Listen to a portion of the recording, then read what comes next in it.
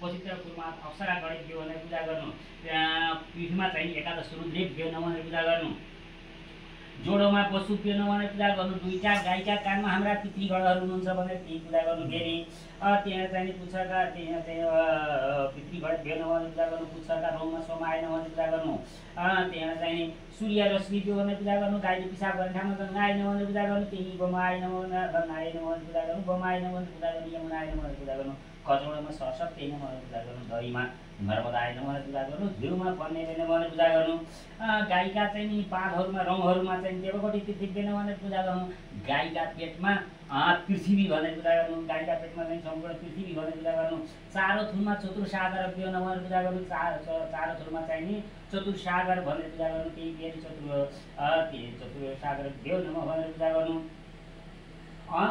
सागर बेनमा त्यहाँ चाहिँ फेरि फुल लिएर हात जोड्नु, फुल लिएर हात जोड्नु, ओम फुल लिएर त सबै हुन्छ, त्यसैबाट लिइदिन्छ, त्यसैबाट सबै लिइदिन्छ। ओम सुरवित्तम सुरवित्तम जगन्माता नित्यपि विष्णुपदस्थिता गोबरासमया व्यक्त नैवेद्यं प्रतिगीयतम्। हरि ओम तत्सत नारायण धूप त्यही छ, धूपम दीपम नैवेद्यानि हरि ओम तत्सत यसो त्यही मिलाउँदै ल। ओम त्यहाँ चाहिँ हेरियलले लिएर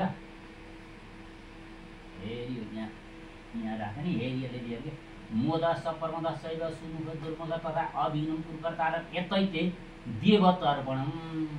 अहिले देवताको पूजा गर्ने तत्रमा पितृको पूजा गरी पितृ तर्पणम भनिन्छ ल। त्यसरी चाहिँ 3 चोटि छ भने यो फुल छोडिदिनु बाबुजी ल।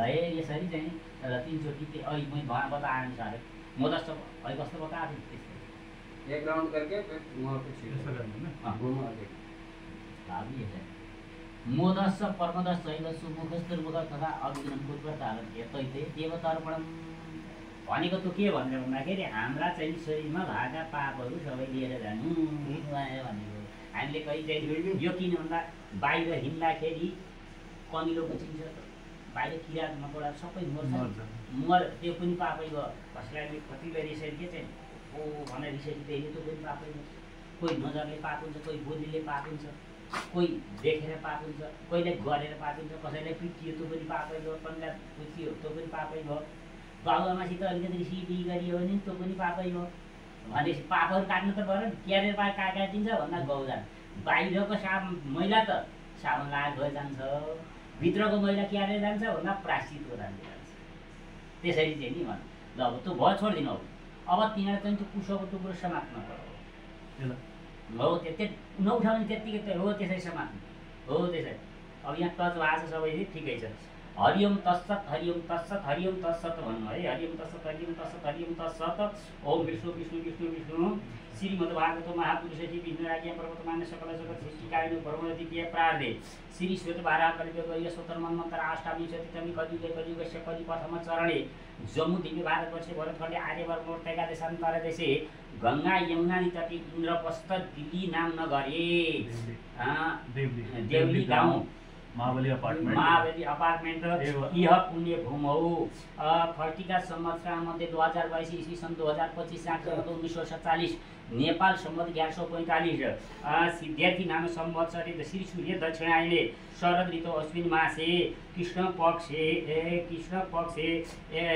एकादशीमा शुभ तिथौ गुरुवासरन शुभबारे अश्लेषा शुभ नक्षत्रे शुभ योगे भव करणे कर्क राशि ते चन्द्रे कन्या राशि ते देवग्रहु मिथुन राशि ते कन्या राशि ते सूर्य मिथुन राशि ते देवग्रह चन्द्र भव बुध गुरु शुक्र शनि सत्सु यथा तान्तितेषु अमुक गोत्रोत्पन्नोऽहम्। हाम्रो गोत्र के थियो बाबु? कौशल्य गोत्रोत्पन्नोऽहम्। कौशल गोत्रोत्पन्नोऽहम्। अमुक नाम्नी नाम बाबु सूरज सपत्नीकोऽहम्। गीता नाम मारुति नाम हो नहीं है ना भीमा नाम्नी देव्यायं सपत्नीकोऽहम् समातु